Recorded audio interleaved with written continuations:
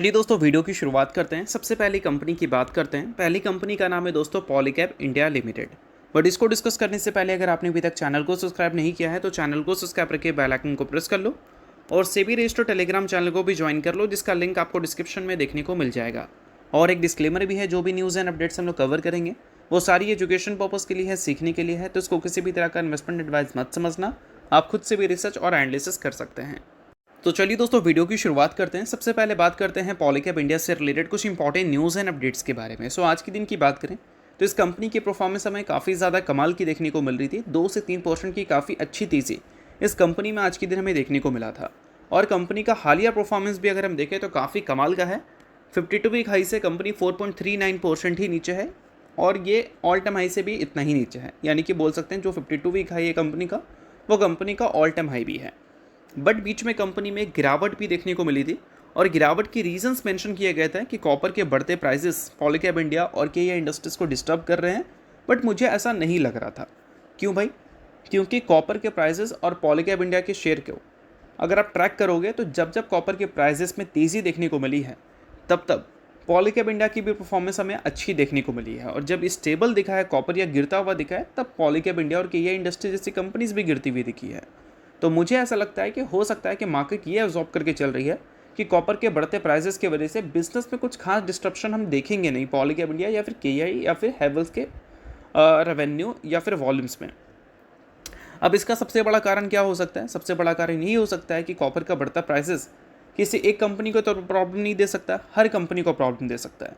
तो जो organise player है या फिर अनऑर्गेनाइज प्लेयर है, दोनों अपने प्राइसेस को बढ़ाएंगे जिसका इसमें वॉल्यूम ग्रोथ किसी एक कंपनी के खराब नहीं होते हुए दिखेंगे। ऐसा मार्केट हो सकता है कि ऑब्जर्व करके चल रही होगी। बाकी इन सारी चीज़ों के बाद अगर हम बात करें पॉलीकैब इंडिया के आने वाले अर्निंग्स में क्या कॉपर के बढ़ते प्राइसेस का असर होगा, तो वो चीज़ें हमें 6 मई को क्लियर होती हुई दिखेगी। और मार्केट की जो एस्टिमेट है उस एस्टिमेट के हिसाब से अगर हम चलें तो मार्केट तो क्लियर कट ये एस्टिमेट लगाकर चल रही है कि कॉपर के बढ़ते प्राइसेस पॉलीकैब इंडिया को बिल्कुल भी डिस्टर्ब नहीं कर पाएंगे, क्योंकि रेवेन्यू 8,327 करोड़ रिपोर्ट होगा, ऐसा मार्केट उम्मीद कर रही है। कितना? 8,327 करोड़। और इसको कंपेयर करें ईयर ऑन ईयर बेसिस पे या फिर क्यू एन क्यू बेसिस पे, तो दोनों में हमें डबल डिजिट की ग्रोथ देखने को मिल सकती है, ऐसा मार्केट का मानना है। बट मार्केट ये भी उम्मीद कर रही है कि इस बार का ऑपरेटिंग प्रॉफिट मार्जिन हमें कम देखने को मिल सकता है। और इस बार का जो नेट प्रॉफिट है, all time high revenue report होने के बावजूद भी 713 करोड़ का नेट प्रॉफिट ही कंपनी दिखाएगी।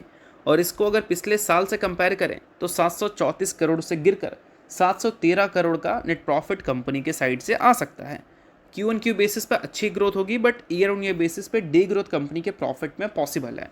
और ये अगर होगा तो ये एक रेयर मोमेंट होगा पॉलीकैब के लिए, क्योंकि पिछले एक साल का ग्रोथ अगर देखोगे तो एवरी क्वार्टर में ग्रोथ कंपनी ने काफ़ी शानदार दिखाई है अपने प्रॉफिट में।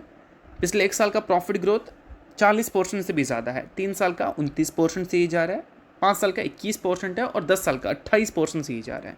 तो प्रॉफिट ग्रोथ कंपनी की कंसिस्टेंट रहती है। बट इस बार मार्केट उम्मीद कर रही है कि ईयर ऑन ईयर बेसिस पे प्रॉफिट में डिक्लाइन देखने को मिल सकता है। तो देखते हैं कि वो डिक्लाइन हमें देखने को मिलेगा या नहीं।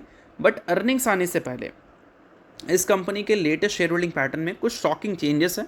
इसमें एफआईएस ने अपने स्टेक्स पिछले क्वार्टर में तो इंक्रीज़ किया ही था, इस क्वार्टर में भी इंक्रीज़ किया है। बट इस क्वार्टर में जो इंक्रीज़ किया है वो काफ़ी शार्पली इंक्रीज़ किया है। 14.82% से एफआईएस का स्टेक सीधा बढ़कर 18.21% तक जा चुका है। डीआईएस के स्टेक्स अच्छी खासी मार्जिन से हमें श्रिंक होती हुई दिखी है, यानी कि डीआईएस ने जितना माल बेचा वो सभी माल एफआईएस ने उठा लिया, ऐसा भी हम बोल सकते हैं, क्योंकि पब्लिक स्टेक्स हमें गिरते हुए देखने को मिला है। यानी कि डीआईएस ने जितना बेचा उससे ज़्यादा ही एफआईएस ने स्टेक्स अपनी इंक्रीज़ कर ली है। तो ये एक एफआईएस की कन्विक्शन दिखाता है इस कंपनी में, कंपनी के अच्छी ग्रोथ को लेकर और एक अच्छी कंसिस्टेंसी को लेकर। बाकी 6 मई को जब कंपनी के अर्निंग्स आएंगे तो देखकर हमें समझ आ ही जाएगा कि अर्निंग्स में दम है या फिर नहीं।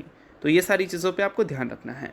अब दोस्तों वीडियो में आगे बढ़ने से पहले बात कर लेते हैं सेबी रजिस्टर्ड टेलीग्राम चैनल के बारे में। यहाँ पर कई सारी चीज़ें आपके लिए काफ़ी ज़्यादा यूज़फुल रहती है। तो अगर आपने अभी तक चैनल को ज्वाइन नहीं किया है तो वेट मत करो, अब फटाफट जाकर चैनल को ज्वाइन कर लो, लिंक आपको डिस्क्रिप्शन में दिख जाएगा। ज्वाइन करने का सबसे बड़ा बेनिफिट ये है कि मार्केट खुलने से पहले मार्केट से रिलेटेड क्या ऐसी इंपॉर्टेंट न्यूज़ है, यानी कि प्री मार्केट न्यूज़, वो सारी चीज़ें आपको यहाँ पर अपडेटेड देखने को मिल जाती है, जिसको आप चेकआउट कर ये आइडिया लगा सकते हैं कि मार्केट का बिहेवियर कैसा रह सकता है। और इसके अलावा दोस्तों मल्टीपल कंपनीज़ में रीसेंट टाइम में मार्केट वॉलेटिलिटी की वजह से काफ़ी भयंकर फॉल देखने को मिला है, तो उन सारी कंपनी के टेक्निकल्स को भी प्रॉपर एनालिसिस कर यहाँ पर अपडेट किया गया है, जिसको भी आप चाहो तो चेकआउट कर सकते हो बिल्कुल फ्री में। तो लिंक डिस्क्रिप्शन में है चैनल का, लिंक के थ्रू जाकर चैनल को बिल्कुल आप फ्री में ज्वाइन कर लो। तो चलिए दोस्तों बात करते हैं अब अगली कंपनी के बारे में। सो अगली कंपनी का नाम है VBL यानी कि वरुण बेवरेजेस लिमिटेड। सो दोस्तों पिछले कुछ ट्रेडिंग सेशन की परफॉर्मेंस अगर VBL का देखोगे तो थोड़ा सा स्टेबल रहा है, बट पिछले 1-1.5 महीने का परफॉर्मेंस अगर देखोगे तो वहाँ पर VBL काफ़ी कमाल का परफॉर्म करती हुई दिखी है, और उस वजह से VBL अपनी 52 वीक हाई से सिर्फ आपको 6.5% ही दिख रही है नीचे। और ये 6.5% इसलिए है क्योंकि पिछले कुछ ट्रेडिंग सेशन से ये कंपनी थोड़ी स्टेबल है। स्टेबल अगर देखने को नहीं मिलती तो ये कंपनी अपनी 52 वीक हाई पे ही रहती। अब इसका सबसे बड़ा कारण पता है क्या है? सबसे बड़ा कारण है कंपनी का क्वार्टरली रिजल्ट।